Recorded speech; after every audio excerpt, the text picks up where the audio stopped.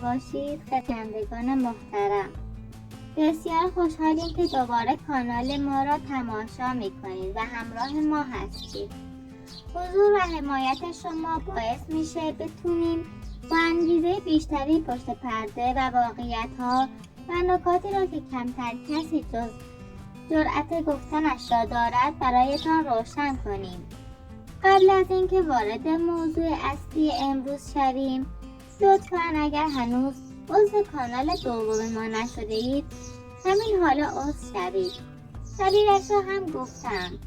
اگر روزی بنا به هر دلیلی نتوانستیم در این کانال فعلی فعالیت کنیم، بتوانیم بدون وقفه در کانال دوم ادامه دهیم و شما عزیزان از محتوا و افشاگری‌های ما جا نمونید. در این قسمت میریم سراغ کانال پرن، کانالی که همیشه ادعا میکند همه چیز طبیعی و واقعی به نظر میرسد.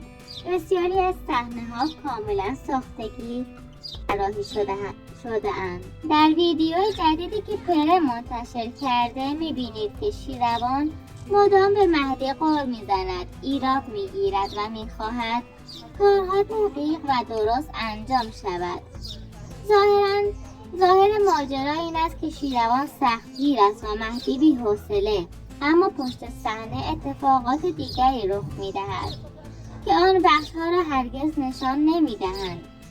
برخی از جاسوسان من که در پشت صحنه حضور دارند اطلاعات دقیقی به من ارائه دادند، اطلاعاتی که تصویر واقعی تری از رفتار شیروان و شرایط مالی پرن ارائه میدهد. دلیل اصلی عصبانیت شیروان چیه؟ چون شرکت یوتیوب پول 2 ماه آنها را واریز نکرده بود. همان عابدی که ادمین شرکت بود پولها را برداشته و فرار کرده. این موضوع را قبلا برایتان توضیح داده بودم. در قسمت‌های قبلی کاملا آن را روشن کردم. تمام کانال‌های عشایری روی حساب یوتیوب شروع به ساخت و ساز می‌کنند. بدون برنامه‌ریزی، بدون حساب و کتاب، خودشان را زیر فشار بدهی قسط می‌برند. اما پرن آنقدر پول دارد که این چیزها برایش زیاد مهم نیست. با این حال ولی باز هم پول پرست هستند. در رفتارشان هم دیده می‌شود، به خصوص در شیروان و جان بیبی. دعوای مهدی و شیروان. در ادامه ماجرا مهدی در پشت صحنه به شیروان میگوید که تو تمام کارها را بر دوش من میاندازی. کارگرهایی که استخدام کرده ای را چرا موقتا از کار بیکار کردی؟ من مدام نمیتوانم همه کارها را انجام دهم. ما آنقدر پولدار هستیم که کارگر استخدام کنیم، ولی تو مدام نظرت را عوض میکنی. شیروان با بداخلاقی و لحن تند مهدی توهین میکند و میگوید اگر نمیخواهی کار کنی دیگر به تو درآمد یوتیوب نمیدهم. مهدی هم مجبور است اطاعت کند چون درآمدش وابسته به همین کانال است. ماجرای بیمارستان اصفهان. صحنه دروغ از آب در اومده. در ادامه مهدی به دیدن آریا و تمورس می رود. در ویدیو گفته می شود که تمورس در بیمارستان اصفهان بستری است و بیمار شده، اما این صحنه کاملا دروغ است. تمورس در لردگان بوده، نه اصفهان. اگر واقعا در بیمارستان اصفهان بود حداقل باید یک فیلم کوتاه از بیمارستان می گرفت و نشان می داد که آنجاست و بیمار است. هیچ تصویری وجود ندارد و همین موضوع کاملا مشکوک است. تمورس برای مدیریت ساخت خانه سومش به لردگان رفته بود، چون کارگرها نیاز به غذا دارند و باید هر از گاهی به آنها سر بزند و روند کار را بررسی کند. اما برای اینکه صحنه جذاب‌تر و دلسوزانه‌تر به نظر برسد گفتند او در بیمارستان اصفهان است. نکته مهمتر اینه که آن روز جمعه بود. تمورس به آریا گفته بود که به مهدی بگو برو نقشه ساختمان را بیاور و آریا جواب داد امروز تعطیل است. پس چطور ممکن است تمورس در روز تعطیل در بیمارستان باشد؟ این تناقض نشان می‌دهد که صحنه کاملا ساختگی بوده. در واقعیت بله، تمورس بیمار است، اما این صحنه خاص دروغ بوده و برای جلب احساسات مخاطب ساخته شده. امیدوارم مطالبی که ارائه میدهم برایتان مفید باشد.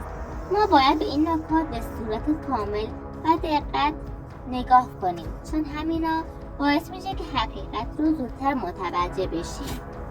من هم تلاش میکنم که بیشتر کانال ها را برایتان بازگو کنم و پشت پرده ها را برایتان روشن‌تر کنم. دیروز هم درباره کانال طیبه توضیح دادم و اگر ویدیو قبلی را ندیده اید حتما آن را تماشا کنید تا روند افشاگری برایتان کامل و قابل درک باشد. این موضوعات به هم مرتبطند و هر قسمت بخش دیگری از پشت پرده کانال های اشایری را روشن می کند. ترجمه های ناقص و بی اهمیت. دونستن مخاطب. سالهاست که کانال های اشایری به خاطر ترجمه زیاد و حجم بالای ویدیوها فیلم ها را کامل ترجمه نمی کنند.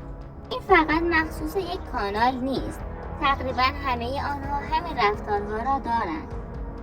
حتی کانال پرنت که ادعا می کند حرفه‌ای‌تر و دقیق‌تر از ترجمه زیادی ارائه نمی دهد و مترجم حوصله نمی کند همه بخش ها را برای بینندگان توضیح دهد. این یعنی چه؟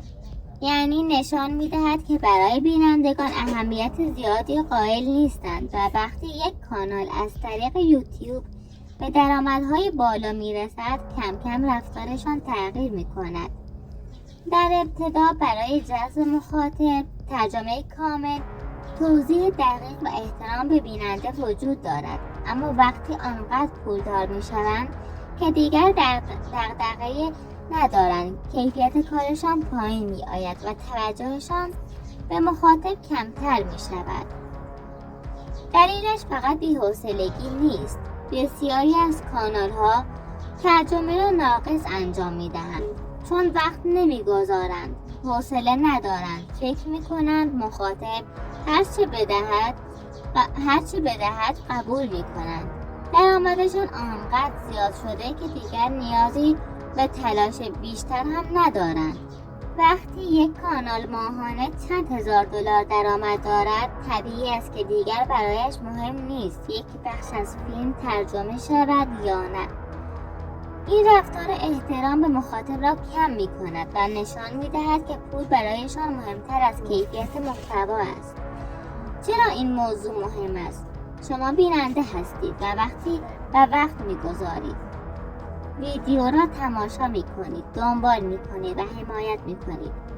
پس حق دارید ترجمه کامل و اطلاعات درست را دریافت کنید. وقتی مترجم فقط نصف فیلم را ترجمه می کند یا بخش‌های مهم را حذف می کند یعنی چه؟ حقیقت را نمی گوید، مخاطب را جدی نمی گیرد، فقط دنبال بازدید و درآمد است.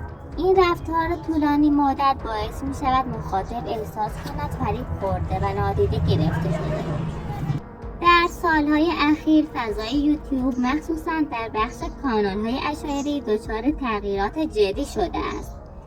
بسیاری از این کانال‌های جابجایی تولید محتوا واقعی و سالم به سمت سناریوهای ساختگی و دروغ پردازی و حتی سوء استفاده از کودکان رفتند تا بازدید بیشتری جذب کنند. همین رفتارها باعث شد یوتیوب تعداد زیادی از این کانال ها را حذف یا درآمدشان را غیر فعال کند. اما نکته جالب اینجاست که بیشتر این افراد بعد از حذف کانال بلافاصله کانال جدیدی ایجاد کردند و چون مخاطبان خاص خود را دارند دوباره خیلی سریع رشد می کنند. در واقع اگر کانالی قبلا بازدید خوب داشته باشد از شدنش پایان کار نیست. دوباره برمیگردند و حمایت می شوند و کانال جدید هم مثل قبل رشد می کند.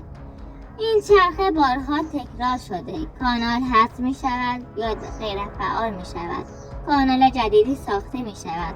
مخاطبان قدیمی برمیگردند. بازدیدها دوباره بالا می رود.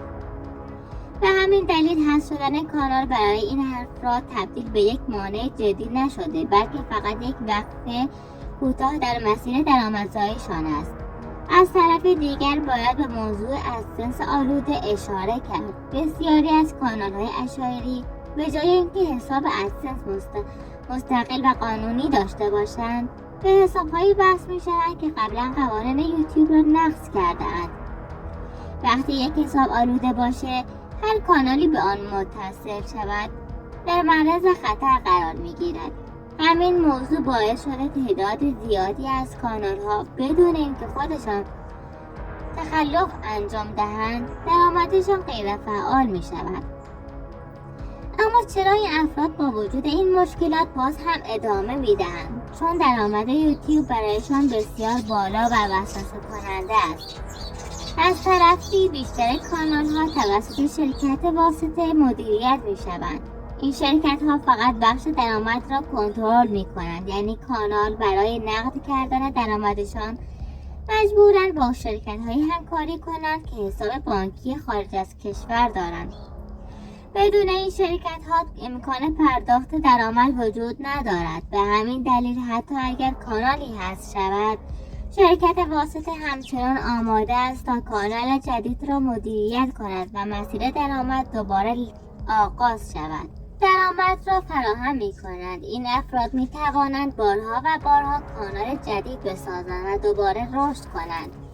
این موضوع برای بینندگان هم یک نکته مهم دارد. همیشه باید مراقب باشند چه محتوایی را دنبال می کنند و چه پشت صحنه‌هایی را و چه پشت بسیاری از این ویدیوها سناریوهای ساختگی و سوء استفاده از کودکان و اهداف وجود دارد. مسیرهای بعدی برای ادامه کار. در نهایت این چرخه تکراری نشان می‌دهد که حذف کانال یا غیر فعال شدن درآمد پایان کار نیست، تا زمانی که مخاطبان وفادار وجود دارند و شرکت‌های واسطه مسیر نقد کردن درآمد یوتیوب را انجام می‌دهند. هدف من از گفتن اینها چیست؟ هدف من تخریب نیست. هدف من این است که واقعیت را روشن کنم تا بدانید پشت این کانال ها چه میگذارد. وقتی میگویم ترجمه ناقص است، یعنی بخش‌هایی از حقیقت گفته نمی شود، صحنه‌هایی حذف می شود، اطلاعات ناقص به مخاطب داده می شود و این دقیقاً همون چیزی است که باید دوباره درباره‌اش صحبت کنند. کانال‌های اشایری به خاطر ترجمه‌های زیاد فیلم‌ها را کامل ترجمه نمی‌کنند. حتی کانال پرن با وجود درآمد بالا ترجمه را ناقص انجام می‌دهد و این نشان می‌دهد که اهمیت زیادی برای بینندگان قائل نیستند. وقتی پول زیاد وارد ماجرا می‌شود، کیفیت کار پایین می‌آید و توجه به مخاطب کمتر می‌شود. من تلاش میکنم این موارد را برایتان روشن کنم تا بدانید پشت پرده این کانال ها چیست. و به پایان این قسمت رسیدیم. امیدوارم که این مطالب برایتان مفید باشه و تا ویدیوی بعدی خدا نگهدار.